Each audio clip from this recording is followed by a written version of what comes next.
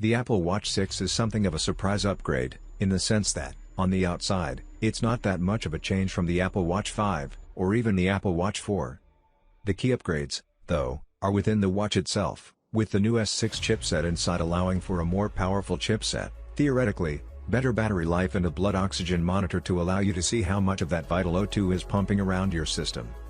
There's an altimeter to track your elevation, to the nearest foot, according to Apple, and the screen is now capable of firing up to 2.5 times brighter when you're out in strong sunlight, so you'll never miss a notification on a hike. It's also the poster child for watchOS 7, which brings in hand-washing tracking, although we couldn't get this to fire up once, sleep tracking and more watch faces, including the slightly frightening capability to see your own Memoji face on your wrist, winking at you, should you so wish. We've spent a couple of hours with the new Apple Watch 6 for this early hands-on review, to see whether the new upgrades offer any real and immediate benefits over the existing models. Apple Watch 6 release date and price. The Apple Watch 6 release date has been set for Friday, September 18th, although pre-orders are currently live if you know this is something you want. In terms of a Watch 6 price, you're looking at $399, £379, $599 for the 40mm version, while the 44mm version starts at $429, £409, $649. Those prices are for the GPS-only version, without cellular connectivity. If you want an LTE-ready watch, the 40mm starts at $499, £479, $749, and the 44mm at $529, £509, $799. Blood oxygen monitoring and spotting how high you go. The key upgrade for the new Apple Watch is the blood oxygen sensor, which can monitor how much oxygen is pumping around in your blood cells and can give an indication of any underlying medical issues, if, for example, your lungs aren't working as well as they should be, or alert you to environmental factors, such as telling you, when you're hiking up a mountain, the thinner air is having an effect on your system. It's simple enough to use. You fire up the blood oxygen app, keep your wrist still for 15 seconds and wait as the app counts down, and then you'll get a readout of the percentage of oxygen in your blood. The app also gives you some indication of what a good reading looks like, between 95 to 100% is A-OK, but Apple stresses that this isn't to be used in a medical setting, which diminishes the trust in it somewhat. Apple's language on this is quite clear that it's not, in any way, meant to help you track a respiratory disease, which would include COVID-19, or to even consult with a doctor. Blood oxygen app measurements are not intended for medical use, including self-diagnosis or consultation with a doctor, and are only designed for general fitness and wellness purposes. If you have questions about your health, contact a medical professional, says Apple on its site. However, the blood oxygen readings work just fine, but for most it's going to be entirely unused unless you're heading to high altitude, or have a reason to worry about your respiratory rate, in which case you'll probably have a medical-grade oxygen sensor around. In order to stress test it a little more, we went out for a quick 1-kilometer run up and down a local hill, which also, handily, tested the elevation capabilities of the Watch 6.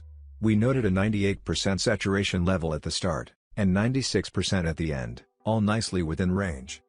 In short, it feels like that's the last time we'll use that feature, unless we happen to go trekking up a mountain. Perhaps using it overnight will give us some more interesting data. But given that Apple's not going to give you information on medical conditions like sleep apnea, which causes sufferers to stop breathing at night, which can cause oxygen levels to drop, it's hard to see the real benefit here. The altimeter worked pretty well in our early tests though, noting that there was a 15 meters change in elevation as we ran and down the hill. We actually had an Apple Watch 6 and an Apple Watch SE strapped to our arms, and both concurred on the elevation, which gave us more confidence in the accuracy. Apple Watch 6 design. And the design of the Apple Watch is the same as it's been since the Apple Watch 4, with the choices of 40mm or 44mm for different wrist sizes, and a larger screen than the one which debuted on the first Apple Watch and was last seen on the Watch 3.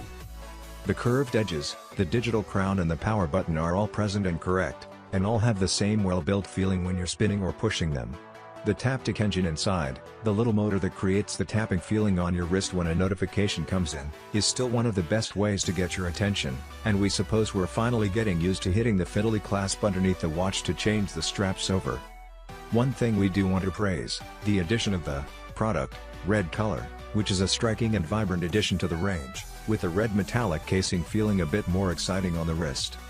There are a number of new colors on offer with the Apple Watch 6, a new blue aluminum case, as well as a gold version of the stainless steel variant, and there's also a black graphite variant, but red is definitely our favorite.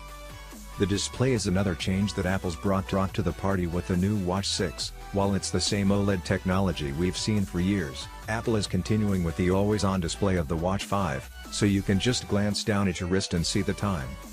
Compare this to the new Apple Watch SE, where you still either need to tap or do a slightly convoluted raising of the wrist to see the time, and it's a much neater solution. However, it did have an impact on the battery life in the Watch 5, so we're hoping that Apple has improved things in this regard.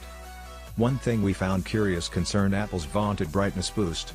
In bright conditions, the Apple Watch 6 display is supposed to get a boost to 2.5 times brighter than normal, and we could definitely see it just fine in bright sunshine. However, we were also testing the Apple Watch SE at the same time, which we believe doesn't have the same technology to boost up the brightness, yet the two displays looked identical in the brighter sunshine. We're checking in to see whether the Watch SE is actually imbued with the same technology, but otherwise we haven't been able to see much of a difference in brightness in our, admittedly, very brief and thoroughly inconclusive tests. Earlier, the Apple Watch 6 feels like a small upgrade over the Apple Watch 5, which felt like a small upgrade over the Apple Watch 4. While last year's model brought the always-on display, the Watch 6's altimeter and blood oxygen sensor don't seem to offer very much that's new over the previous model. The key miss for us is the blood oxygen sensor not giving you regular, on-the-go alerts, for someone who's slightly worried about their respiration, which may be more people than usual during this COVID-19 pandemic. The Watch 6 can offer some relevant information, but otherwise it seems like a curio to have as a capability, rather than a genuine health benefit.